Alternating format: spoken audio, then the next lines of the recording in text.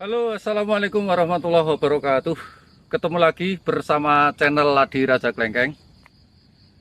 Pada pagi hari ini saya ingin menunjukkan kepada Anda, barangkali ini merupakan sebuah pengalaman, masukan dan sebagainya. Mudah-mudahan video ini nanti bermanfaat. Kita punya tema kali ini, yaitu cara kita mengatasi bagaimana agar pembosteran itu lebih efektif pada tanaman yang sudah overload seperti ini. Ini sudah di atas 10 tahun, tetapi ini juga sudah saling menutupi, kemudian untuk sanitasi lingkungan dan sebagainya ini bisa cukup lembab, kurang sinar masuk dan sebagainya. Maka kami melakukan setiap kali 3 kali panen. Kalau kita coba berbuah kurang optimal, maka kita akan meresetat lagi untuk percabangannya agar lebih ramping, agar lebih mudah dalam penyerapan booster. Saudara, pada percabangan yang sudah sebegitu rapat, itu memang tanaman-tanaman klengkeng itu sering kita merasakan itu seperti lelet, lambat gitu ya, sering hang. Sehingga kita perlu meresetat lagi, perlu membersihkan malware-nya gitu ya, sehingga nanti bisa fresh, bisa ramping.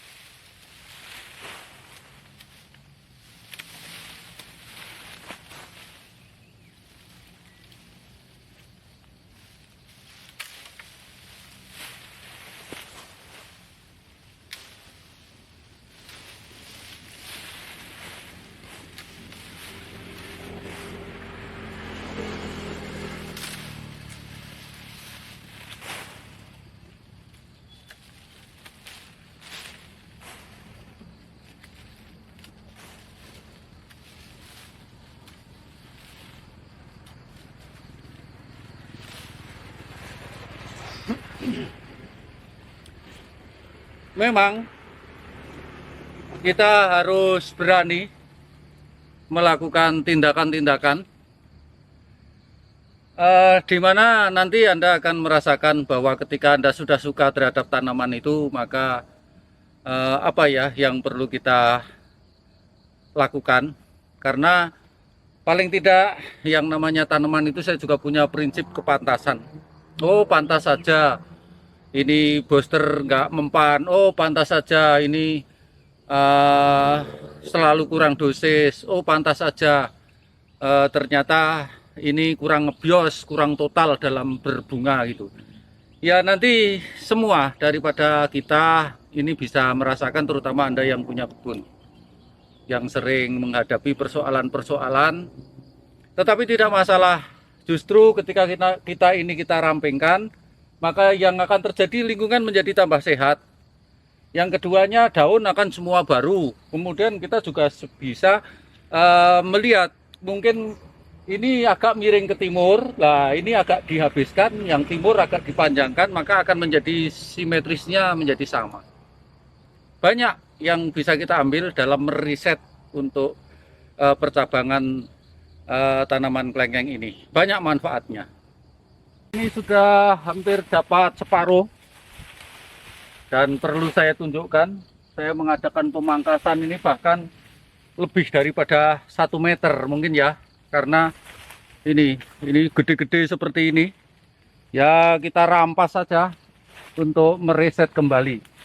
Ini kenapa kita lakukan ya, karena kemarin kita booster sudah tidak mempan, ya sudah kita riset lagi. Kemarin hasilnya hanya seperti ini. Hanya nyeprit-nyeprit seperti ini. Ini artinya apa? Efeknya nggak bagus. Ini nggak ada separuh yang keluar buah, maka saya jatuh pilihan. Ini saya riset, kemudian saya tidak akan terlambat dalam panen di berikutnya. Apa saya akan lanjutkan dari separuh yang sudah buah ini, akan kita tunggu sampai panen. Saya hitung telah kita jelas rugi. Karena pohon yang segede ini ketika kita sambil reset adalah tepat waktunya. Yang kedua, berarti nanti kita akan mendapatkan hasil yang lebih bagus lagi di kedepannya. Paling kita akan tunggu ya sekitar 2-3 kali mupus kita akan buahkan lagi. Saya bisa tunjukkan ini kemarin waktu kita booster ya, buahnya hanya nyeprit-nyeprit seperti ini. Dan ini hanya separuh.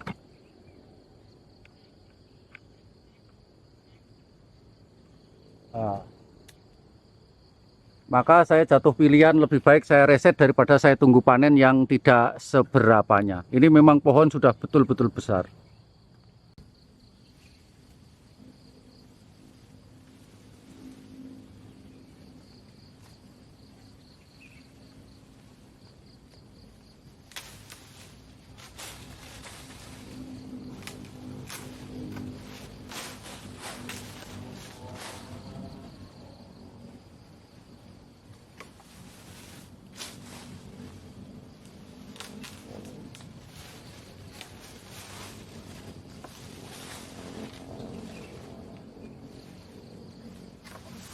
Sudah selesai.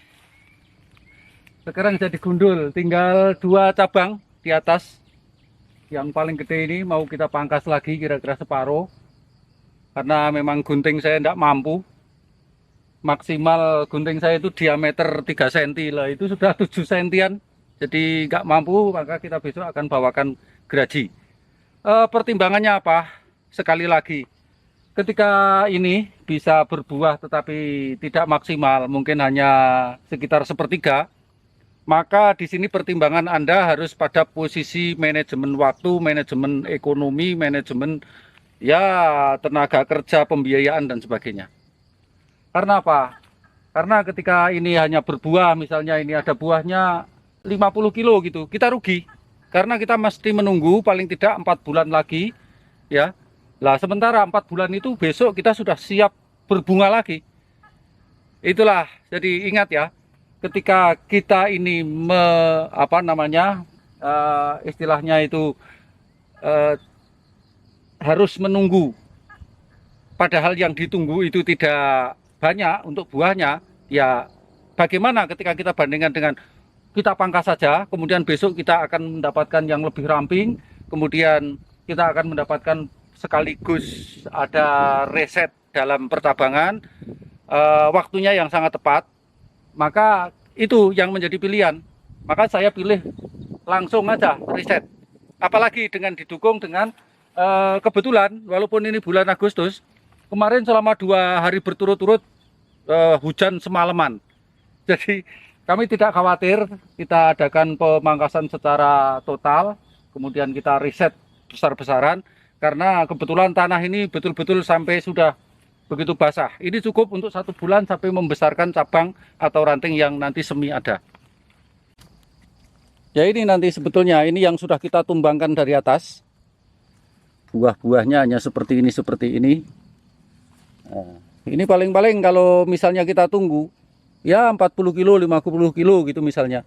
Memang, tetapi ketika kapasitas pohon besar yang seharusnya 1,5 kintal, 2 kintal, kemudian hanya keluar segitu, sementara waktu yang kita buang juga sudah begitu banyak, maka kita mau tidak mau ambil keputusan.